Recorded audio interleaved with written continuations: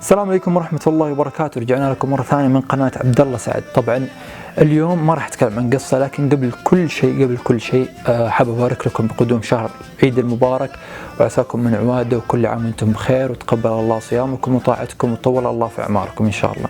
طبعا اليوم راح أسمعكم مقاطع على كيف أقول لكم على موضوع مرض كورونا. طبعا في ناس تقول إنه كذب، وفي ناس تقول إنه حقيقة، وفي ناس اختلفوا العلماء على قولتهم.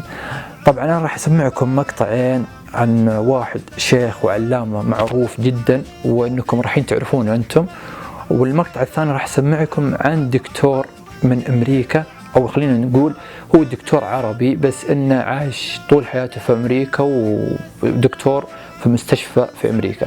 فخلينا نقول إنه هو اللي فضح عن مرض كورونا. فأنا راح أسمعكم هذه المقاطع، لكن قبل ما أبدأ أشغل لكم المقاطع هذه، أذكر الله، حصن نفسك، تعوذ من الشيطان الرجيم. هذه دائما خلوها في بالكم، وهم بعد لا تنسون زر الاشتراك واللايك والشير، يعني هذا راح يساعدني إني أحاول إنه أقدم ما هو أفضل لكم إن شاء الله، وشيء يسعدكم بإذن الله. فالآن خلينا نسمعكم المقطع الأول للشيخ والعلامة كشك، ونبدأ في المقطع. يقول ما يدور حولكم، يقول المستر جلادستون في مجلس العموم البريطاني وفي أواخر القرن 19 الميلادي: أيها الأعضاء، لن نستطيع القضاء على الإسلام إلا إذا قضينا على 3 أركان. الركن الأول هذا المصحف. وأخرج المصحف من جيبه ورفعه بيده أمام الأعضاء، فقام عضو من مجلس العموم كأنه أصيب بحمى الهستيريا، وخطف المصحف من رئيس الوزراء البريطاني ومزق المصحف أمام الأعضاء. فقال المستر جلادستون: أيها العضو الأحمق، ما أردت تمزيق أوراقه، إنما أردت تمزيق آياته من صدور المسلمين. الركن الثاني بعد المصحف القضاء على صلاة الجمعة. أمر عجيب. ثم ماذا؟ قال: ثم المسجد الحرام. مصحف وجمعة ومسجد وعرفات. اقرأوا التاريخ. كان الجيش الإسرائيلي منذ حولين 2 يهدم بيوت المسلمين في مدينة الخليل، فقالت امرأة لقائد الجند: لا تهدم بيتي لأنني متوجهة لأداء فريضة الحج في البيت الحرام. قال لها: أخبري أهل مكة بأن إسرائيل في طريقها لاحتلال البيت الحرام الذي بناه جدنا إبراهيم. اقرأوا التاريخ. إنها جمعية سرية برئاسة عبد الله بن سبأ اليهودي الذي تظاهر بالإسلام أيام عمر بن الخطاب، وكون جمعية سرية قتلت عمر وهو يصلي الفجر، وهي التي قتلت عثمان بن عفان وهو يقرأ القرآن بعد الفجر. دخلوا على عثمان وهو يقرأ القرآن فذبحوه على المصحف، وقد رأى النبي صلى الله عليه وسلم قبل أن يستشهد، رآه في المنام، وكان عثمان صائما. يا عثمان، إن شئت حميناك بإذن من الله، وإن شئت أفطرت اليوم عندنا. فقال عثمان: بل أفطر عندكم اليوم يا رسول الله. وهجموا على البيت، قيدوه وقطعوا الرأس الشريف، وطلب منهم شربة ماء قبل أن يقضى عليه، فحرموه شربة الماء. إنها جمعية عبد الله بن سبأ، إنها الصهيونية العالمية التي قتلت عثمان في داره، هي التي قتلت علي بن أبي طالب في مدينة الكوفة وهو يصلي الفجر، كما قتلت عمر في نفس الزمان. الآن راح أسمعكم مقطع ثاني للدكتور اللي على قولتهم دكتور في مستشفى أمريكية.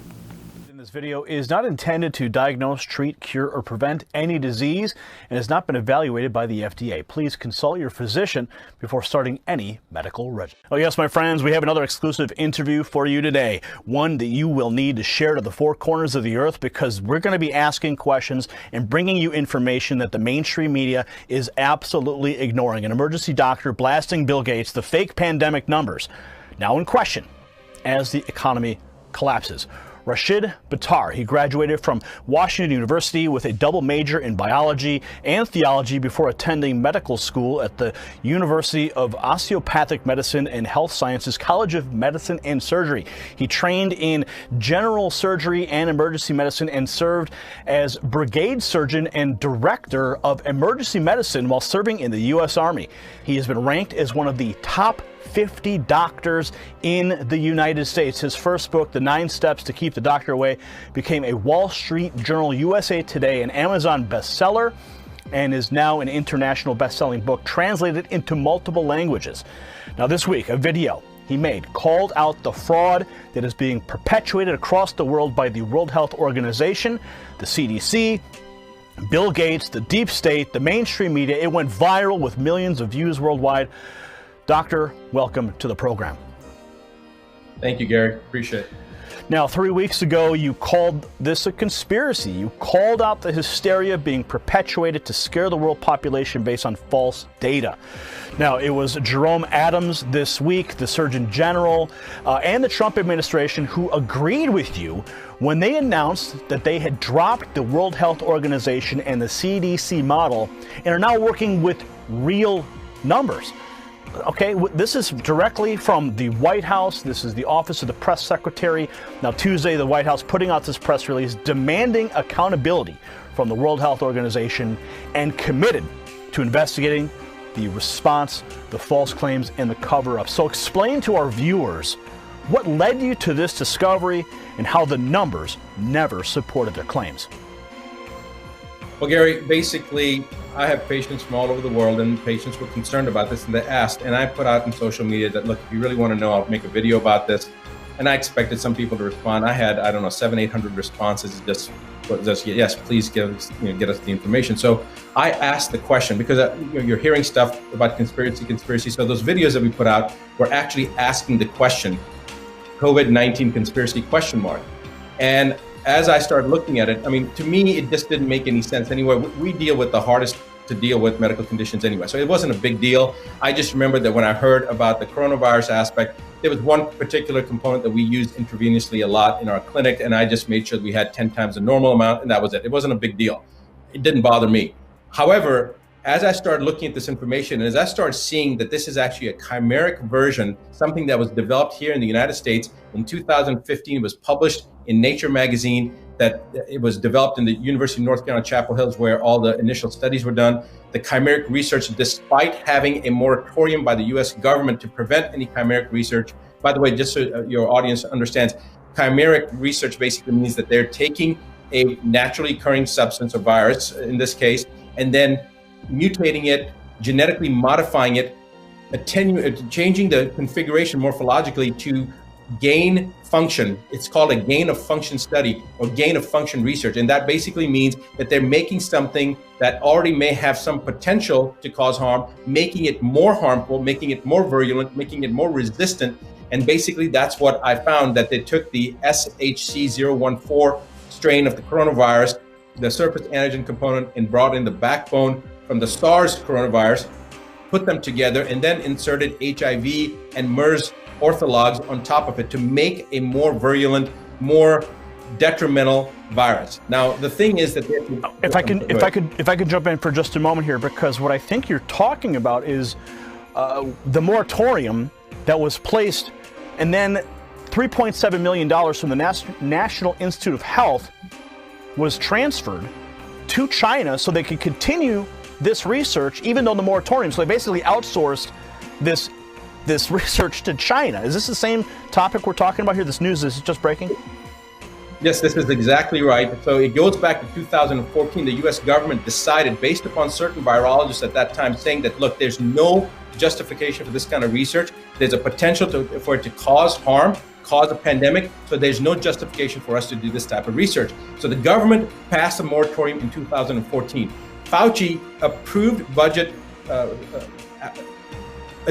approved budgets to be monies to be section for this type of research. So basically, and I'm getting really, every time I think about this, it gets me really flustered because I'm so angry that he basically broke the law. He more than broke the law. He created this entire cascade that we're seeing with the world shutdown was created by this initial aspect back in 2015. He broke the law. He went against government moratoriums. He took taxpayer money and he funded research that has now led to the COVID-19. In 2017, he was documented at Georgetown University saying that there will be a pandemic that this presidency will face, that this term will face. How did he know that in 2017 that something was going to happen in 2018, 19, or 2020?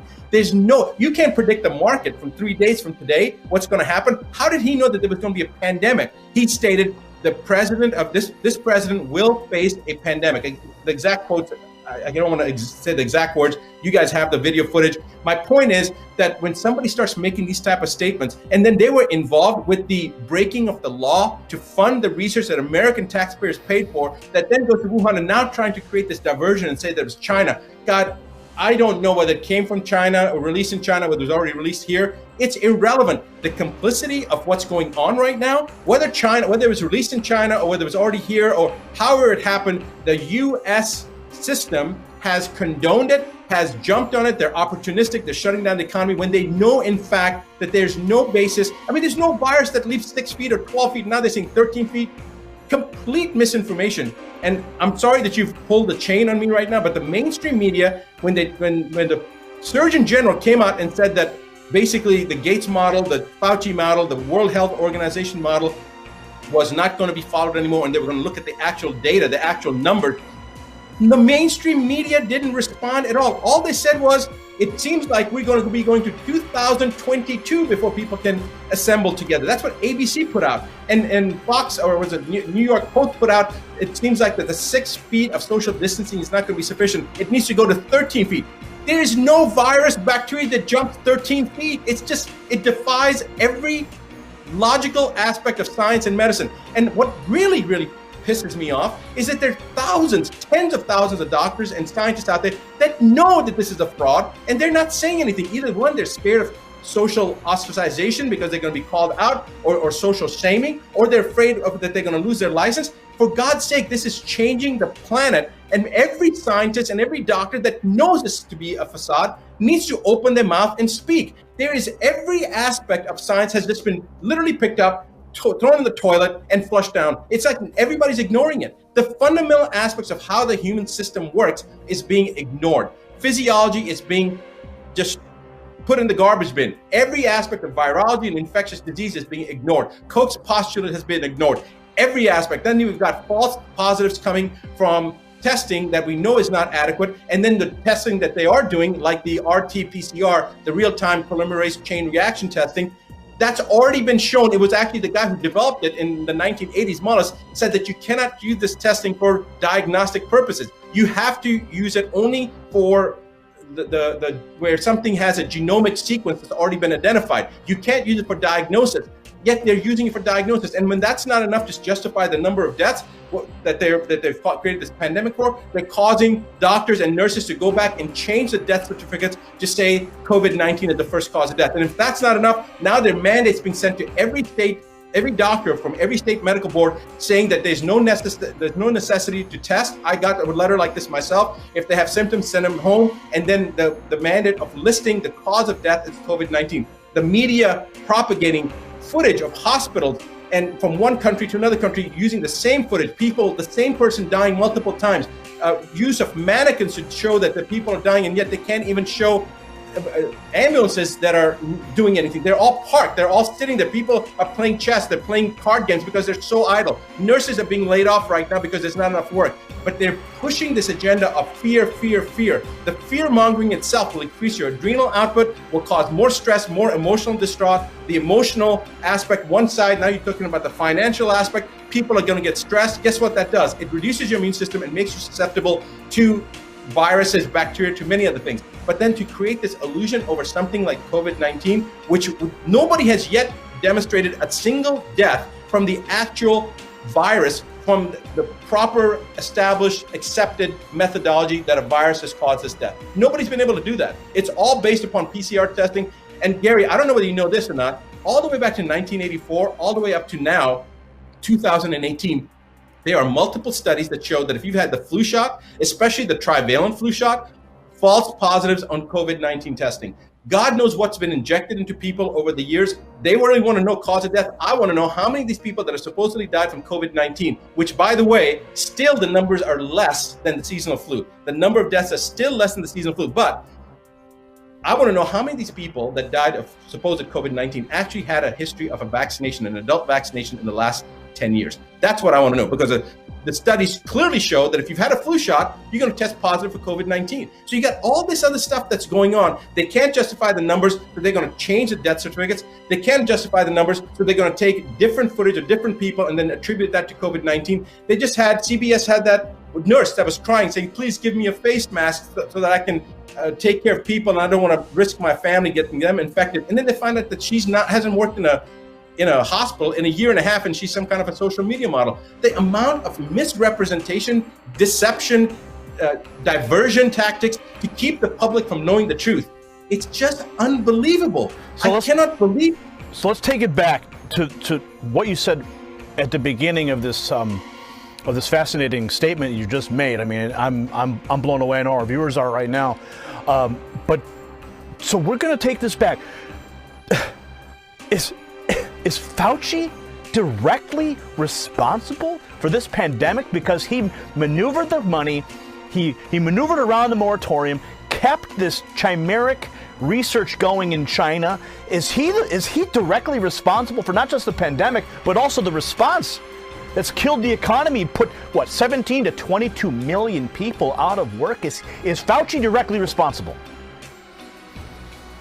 I'm going to say this. I think that I've seen some petitions going around. I know Dr. Shiva said that Fauci should be fired. I think that's the nicest thing that could be done to Fauci. I think he's a criminal. He's broken the law. He's gone against the government. I mean, to me, that seems like it's a traitorous thing to do when the government has passed a regulation and he's at one of the highest levels in the NIH. He's got a directorship at the NIH, and then he breaks the law. He breaks the moratorium, and then funds research against something that could potentially cause harm throughout the entire world, and he's in collusion with a foreign government to do. I mean, I don't know. That's a matter for attorneys to decide. But I'll tell you something. Fauci goes back to 1981. In 1981, he called HIV/AIDS the gay disease, and he was the one who funded the research behind a drug 3 years before it was even established that there was a real virus. So the virus was established in 1984. In 1981, he was pushing the agenda of a drug prophylactically to treat people for a condition that has now been seen to be related to lifestyle, nutritional status, all sorts of other things. He was pushing the agenda to push a drug that caused so much harm as a prophylactic, just to prevent HIV. Now, this goes back 1981. We're talking 39 years. This guy has a history of pushing an agenda. Here's a question that I want to ask you, Gary. Forget about the audience for a second. I just want to ask you a logical question. So here's the president, regardless of whether you are for the president or against the president, forget about that. The man is elected. He's the president of the United States, and it is our responsibility as citizens to follow the directive of our commander-in-chief. Whether you agree or disagree, that he went through the process, he got elected. So get off that bandwagon, people, and stop making a big deal between the Democrats and Republicans. He's a president. He deserves our support. But now the president comes out and says there's a drug called hydroxychloroquine, which has been on the market for God knows 50, 60, 70 years, and another drug, Zithromax, which has been, it's a macrolide that's been around for at least, that class of drugs has been around for at least 70, 80 years. Maybe Zithromax has been around for I don't know, 20 years, whatever the case is. These are established drugs. They're safe drugs. Using them in combination, they're doctors that have shown at least 99% efficacy. They've shown hundreds and hundreds of patients they've treated. Nobody's died. Symptoms resolve within an hour, hour and a half to a day and a half, 2 days. Okay, so you've got this class. The president brings it out. And Fauci says, get this, Fauci says, unless there's some studies to show that, it should not be used. Yet he's promoting a vaccine that we have no idea what the hell that's going to do. And he's saying that's okay to use? I mean, if that does not show a conflict of interest, I don't know what does. People need to wake up and realize there is a massive criminal component to this. This entire world economy, the whole world economy shutting down, it comes back to one person, in my opinion, and that's Fauci. Now, there's other people that are involved with the charade, obviously, but Fauci is the person that they put up in the front, and Fauci is the one who had the ability to stop this. Fauci has told a friend of mine, Judy Mikowitz, who I was doing an interview with just about an hour earlier, she went to jail and spent 5 years. She was threatened by Fauci 10 years ago when she came out to say that the viral studies and the research that she had done, and she was in charge of doing the research in Ebola to make it more virulent. The gain of function studies on Ebola, she was responsible for that. When she realized the stuff that she had developed and the stuff that she was researching was being used for nefarious purposes, and she was going to be a whistleblower, her career was threatened and more, her life was threatened. She refused to back down. She went forward, and guess what they did? They framed her and they put her in jail for 5 years. She's got a book that came out today, I believe called, it's called Plague something. Just came out today. I'm telling you right now, Fauci, it can all be traced back to Fauci, but Fauci is just one of the players. There's other people, and you can start looking at what the agenda is. It's wide open. Anybody can go in and do their own internet search. They just need to open their eyes, they need to open up their mind, and they need to be married to no decision or outcome. Just look at it for yourselves, people. You've got your brains, use your own brain, come up with your own sequence of events, how it happened, do the research, and you will, if you're following a logical sequential thought pattern, you'll come to the same conclusion. There's no way that you can come to any other conclusion. طيب زي ما سمعتوا الآن اللي هو كلام الدكتور وكلام الشيخ، فما أدري إيش رأيكم بالموضوع. يعني أنا عن نفسي أو شخصيا فأنا أؤيد الشيخ وأصدق الشيخ وأؤيد أيضا الدكتور. فشاركوني تعليقاتكم وآراءكم في الكومنت لا أنتم، وكل عام وأنتم بخير، وعسى الله إن شاء الله يحفظكم ويحفظنا ويحفظ جميع أمة محمد من كل بلاء ومن كل مكروه، والسلام عليكم.